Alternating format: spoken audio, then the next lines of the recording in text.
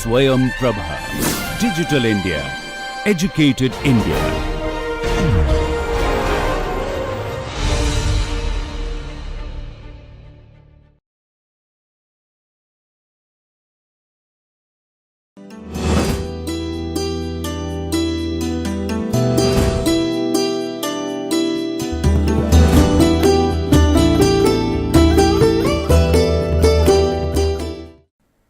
Hello, welcome again.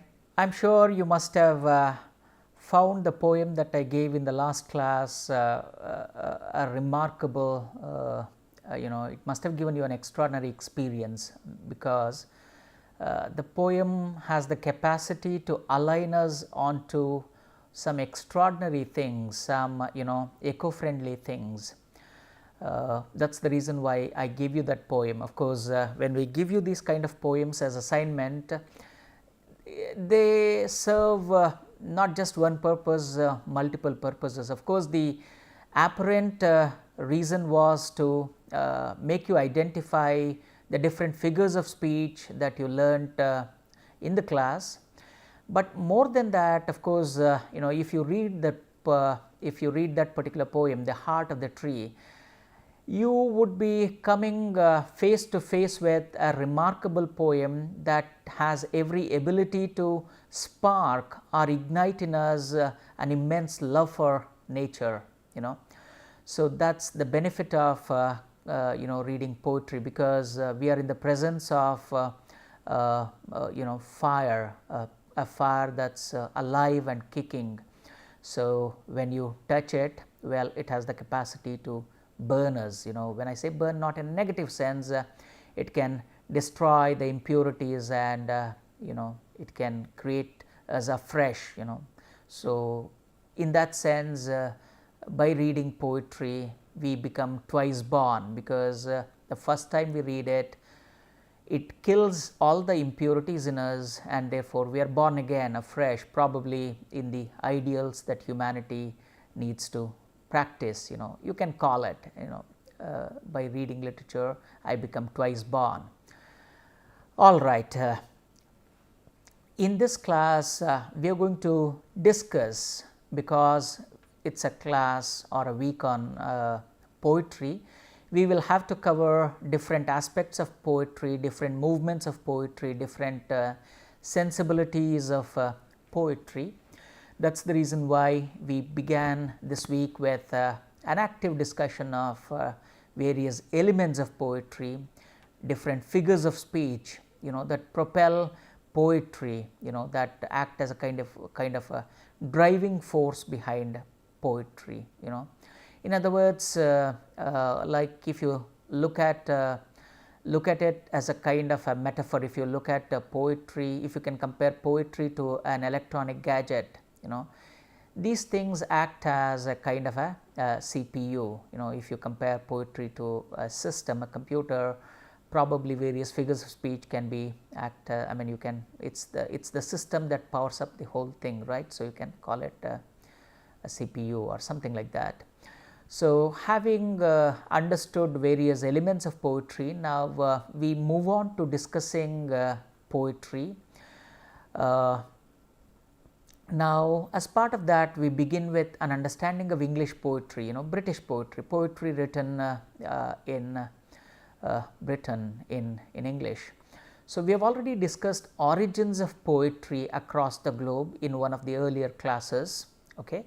So in today's class, we are going to discuss origins of poetry, English poetry, the origins of English poetry as such, and in the process, we wish to take you through to Elizabethan poetry, and even a little later than that until metaphysical poetry, if time permits. Okay, yeah, like poetry elsewhere, English poetry too has its origins, in folk. It has a folk element to it. Therefore, it was used for narration, it was used for performance, therefore it has a narrative and performative dimension to it. Of course, that we discussed.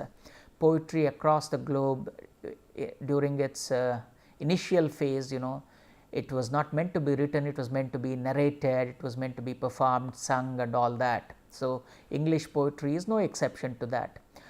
English poetry, Old English poetry, of course, it is also called Anglo-Saxon poetry. Unfortunately, we do not have many of them, many of those poems, though we find references to some of these poems being written, we do not have access to them. Unfortunately, we have lost them to history, only a few of them have survived. So, we discuss those surviving pieces here. One of the problems we encounter when we discuss Old English poetry, of course, it is something similar to old ancient Indian poetry, ancient Greek poetry as well, is that we do not know the exact authorship, date and the background when these things were composed. That is a common problem in textual editing, that is a common problem that we face. And if we can list out some general characteristic features of these various pieces, well, they have a paganistic origin, a free worship of nature, paganistic, and highly religious as well, because the tone is religious. We have always said that poetry, when it began, it began as a part of religious ceremonies. That is why most of our in India, the Vedic hymns, they are part of various religious rituals. And even in Egypt, we discussed the pyramid text. Remember how they are part of various rituals, especially rituals related to death and all that. So, even here they are part of various religious rituals and all that. Love songs, all these things are a part of Old English poetry. If you look at the form, well, generally speaking, they have the heroic epics, elegies and heroic epics. We discussed them, these subtypes of poetry. Please recall what elegies stand for, sad songs, songs that are meant to mourn somebody close to you and all that. So, these are something. The moment we say Old English poetry, what comes to our mind is the first epic that we see in British poetry. It is called Beowulf. Beowulf is the most influential and popular English epic, though there are a couple of poems that predate this. They do not match Beowulf in terms of its grandeur, beauty, style, language and diction. Therefore, you have every right to call Beowulf the first major literary work in English, especially Old English poetry. If you recall, in 2007, right? Yeah, in 2007, you also must have seen a movie based on the epic that we are about to discuss now. Robert Zemeckis has brought this poetry onto a celluloid medium in an extraordinary way, in a very epic way. So, this rendition is also equally beautiful. 2007, that movie is based on this particular epic, the first English epic. It is a heroic poem, and like all other epics, it makes use of heroic poetry genre. So, it is based on a continental Germanic theme. Okay. So, roughly speaking, it has about 3200 lines. So, you can call Beowulf approximately, it is about 3200 alliterative lines. We do not know the exact date of its composition, authorship, and all that. So, we can call it a folk epic. We can call it a folk epic. The poem is named after, this epic is named after Beowulf, an eponymous Scandinavian hero, and his heroic deeds that historians believed may have happened during 6th century AD. remember some of our ancient poetry, they also serve as historical pieces. Through poetry our history was transmitted. Before, history as a particular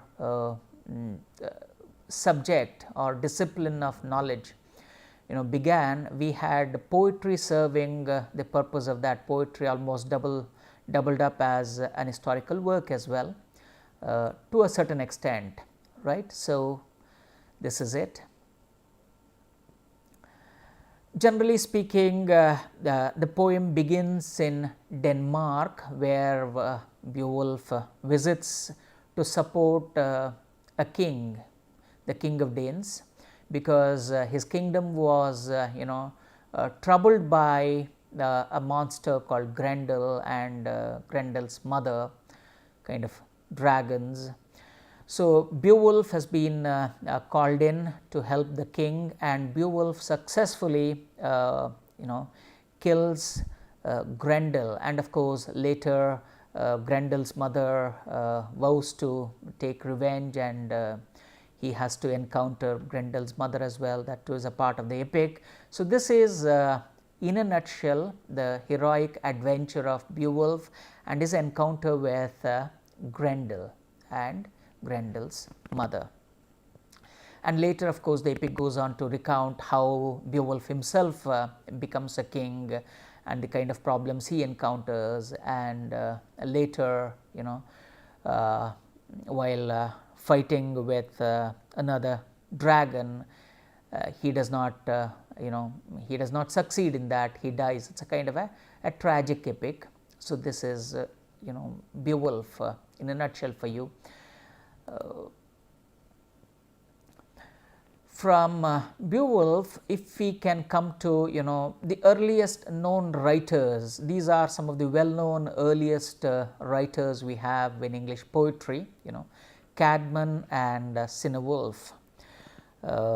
Especially Caedmon's hymn is his only surviving work, but we find references to his other works in this work. That is how we know he has written more than hymns, and this poem is written in praise of or in the honor of God. So, it is a kind of a religious song extolling the virtues of God and all that, as the title itself suggests. It is composed in praise of God.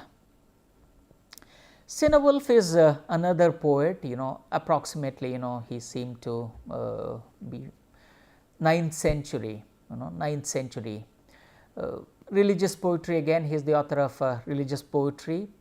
We have 4 poems that are available to us. The Fate of the Apostles, in fact this the stone edict that you see is from there, please see this stone edict. Juliana, Eileen and the Christ the Second, it is also called the Ascension. These are his known works, So, in other words, these 2 names are significant because they are the earliest known English poets, roughly speaking something somewhere about 8th and 9th century AD. From here we move on to Middle English poetry. When we say Middle English poetry, something after 13th and 14th century, somewhere in that way. From generally speaking, a study of English literature is when classifying English literature, we say from its origin until through 12th and 13th century, it is called Old English. From 13th century onwards, especially early 14th century onwards, it is Middle English and all this. Okay, so, this is Middle English. Generally speaking, Middle English poetry displays a heavy influence of Latin and French literature, all right.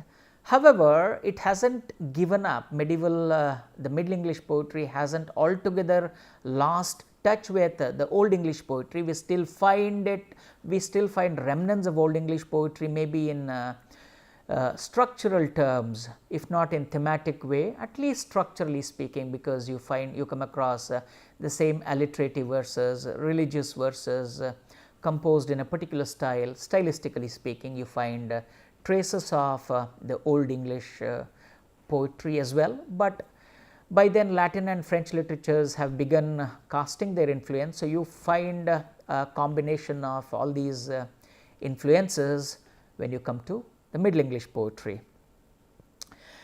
And it is not until late, or it is not until let us say late 15th century and early 16th century that you come across the advent of other forms of literature or other genres of literature.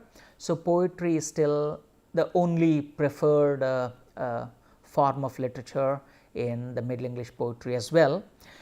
As I said, the same religious themes, themes related to love, heroic adventures, they continue the scene. So, these are some some minor writers before we come to a major writer. 14th century produces the first major English poet. Before we come to him, we need to know some of his precursors. These are some of his precursors. The major English poet that we referred to just a while ago was Chaucer. But before we discuss Chaucer and his importance, of course, these are some of his earlier predecessors, you can call them, who what do you call, who pitched the ground, who paved the ground, who paved the way for him. So, you have Lazeman and his work Brut, you have Robert of Gloucester, and you have Robert Manning of Brunn. These are some of the early writers in the Middle English poetry. So, something in early 13th century and 14th century. So, in Brut it deals with the history of Brutus from the time he lands into Britain to his death. So, it's composed in 16,000 alliterative lines, something like this. But from here we basically need to come to Chaucer. Chaucer is a very important figure for us. Before we come to Chaucer, these are some of the works that are available to us. I quickly go through it, just take a look at it. The Owl and the Nightingale, the Cursor Mundi, Ormulum, and these are some other ones. Pearl, Purity, Patience, Guy of Warwick, Kinghorn, Havelock the Down. But more than all these things, what draws my attention and what I would like to draw your attention as well towards Sir Gawain and the Green Knight. This is another well known poetic work, almost you can call it a semi epic, a semi epic kind of a work, alliterative, and it deals with a particular genre of romance poetry. It belongs to the genre called chivalrous romance, Sir Gawain and the Green Knight. Well, here is a very interesting thing. Just a month ago a movie has come out, on this folkish epic as well, Gawain and the Green Knight. It's called The Green Knight. Came out just a few weeks ago or maybe a month ago, directed by David Lowery and Dev Patel in one of the lead characters, in one of the lead roles. It's based on the story of Sir Gawain and the Green Knight. Again, a celluloid epic, you can call this The Green Knight, a celluloid epic, a beautiful rendition. Please remember, we call such renditions as intersemiotic translations. It's an interesting aside, translation. It's a kind of a translation because you translate a work written into a celluloid medium. So, it's a kind of an intersemiotic one because the medium of translation is different, from the print to the celluloid, it's a different medium. So, this kind of translation is called an intersemiotic translation. It has its own constraints to translate a work written here into bringing it onto a screen or onto a stage. It requires a lot of sacrifices, a lot of constraints. Nevertheless, it's a wonderful attempt by the director. So, you can even watch it if you want to know what this epic is all about. You can as well watch the movie, you know. In Middle English, undoubtedly Sir Gawain and the Green Knight is one of the finest romances, you know, and as I said, it belongs to the genre called chivalric romance. Again, it deals with the heroic adventures of a knight called Gawain and his battle with a mysterious knight called the Green Knight, you know. You have lot of folk themes here. What has happened, there is a mysterious knight appears and he almost defeats everybody, but what happens, Sir Gawain, who is a valiant knight, challenges him and he almost in the duel he kills Green Knight, you know, he beheads him. And strangely, after losing his head, you know, Green Knight after a while he gets up, picks his head back, places it and says, remember, this fight is not yet over, and disappears. And another date for the fight is set, maybe about a year after, you know.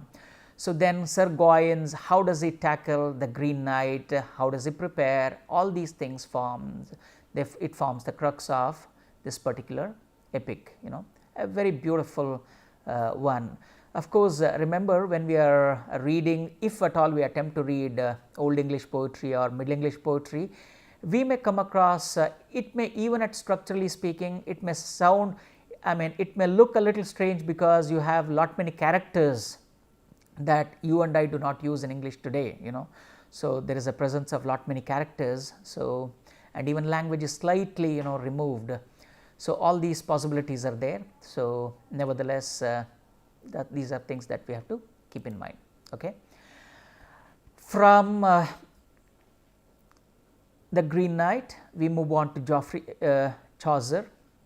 Geoffrey Chaucer is called, and rightfully so, the father of English literature, the father of English poetry, because he is the first major English poet. Of course, though the earliest English poets, that credit goes to someone else, Chaucer is the best, one of the best English poets, the first best English poet you can call.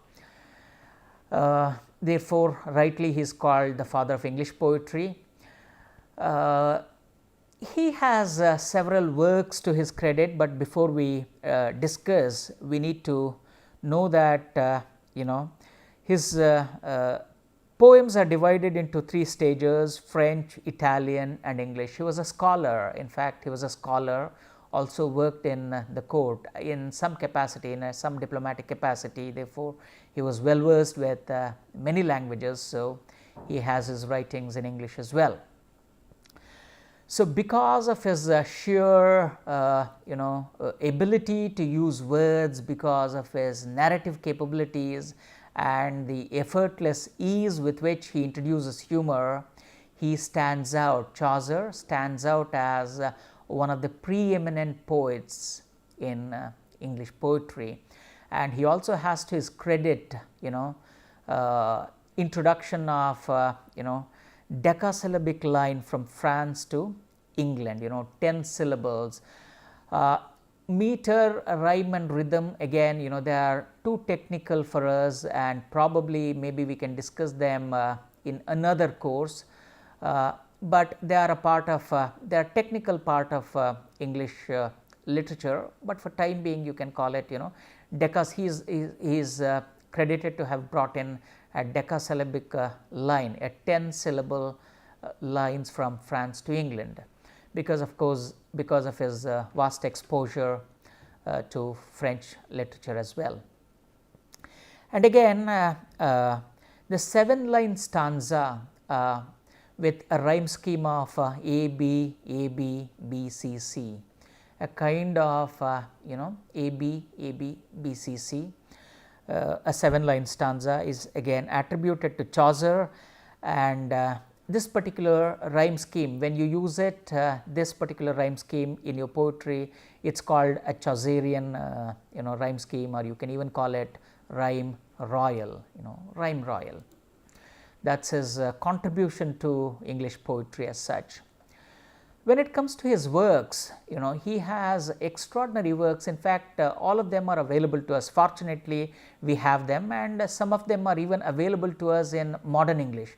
As I said, we may not be able to read the works the way he has written, because as I said, that language is slightly different. You and I may not be familiar with it. Fortunately, most of them have been retranslated into modern English. Therefore, nothing should prevent us from reading his works. Especially, I want to draw your attention towards the Canterbury Tales. The Canterbury Tales, one of the finest narrative verse written in English. The Canterbury Tales recounts on their, it's a kind of a pilgrimage tale. On their way to Canterbury, many of the pilgrims, they stay at a place and start recounting their tales, their life and everything. So, it gives you, especially if you want to get a kind of an anthropological understanding of, England at that particular point of time, this work particularly helps us, because it gives us a glimpse into a cross section of the British society at that particular time. Canterbury Tales. You also have the Parliament of Fowls, another very interesting dream vision kind of a poem, which is dedicated to Saint Valentine, on a Saint Valentine's Day, probably for a performance during the Saint Valentine's Day it must have been composed. The Parliament of Fowls. And Book of the Duchess, the Troilus and Cressida too, the Troilus and Cressida, the Legend of Good Women. So, these are some of his remarkable works. Of course, what I have on my left hand side is to your right hand side, a painting of it, and maybe an excerpt from one of his tales. You can just take a look at it out of historical curiosity. All right. Yeah. From Chaucer, we move on to some of Chaucer's contemporaries. Notable contemporaries, you can say, if not equal in merit, but of course, they have their contributions to English literature too. William Langland, especially Piers the Plowman. Piers the Plowman, his very well known work. William Langland, the vision of William concerning Piers the Plowman, where he critiques the vices and foibles of the church. In fact, it's a powerful poetic critique of religion, a powerful poetic critique of the religion. So, as opposed to that, he brings forth the virtues, the struggles and the beauty of the common people. He elevates the struggles of the common people to the level of a beautiful epic in his work, especially Piers the Plowman. We have John Gore, Confessio Amantis, his well known work. Again, it is set in an allegorical context,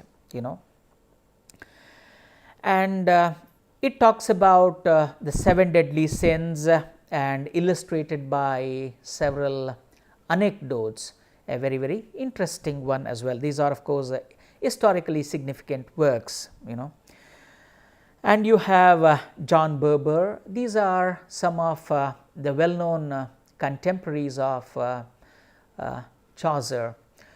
So, before we wind up this class, let us quickly recall what we did in this class. We discussed the early origins of English poetry, somewhere how it began in 8th century, 9th century. The first English poets, we came face to face with them, we familiarized ourselves with their concerns and themes, and how the poetry at that point of time is religious and heroic. And then we discussed Beowulf, especially Beowulf, how that is a remarkable epic, folk epic that discusses the adventures of Beowulf in a beautiful metrically well composed lines. We discussed another important semi-epic, you can call them, Sir Gawain and the Green Knight, and then from there we came across Geoffrey Chaucer, his contribution to English poetry and how he is rightly called the father of English poetry, and later of course some of the well known Chaucer's contemporaries. In the next class we are going to discuss English poetry post Chaucer's period, especially 15th century onwards. All right. Until then, keep recalling some of the important points that we have discussed, and we will meet you in the next class. Thank you.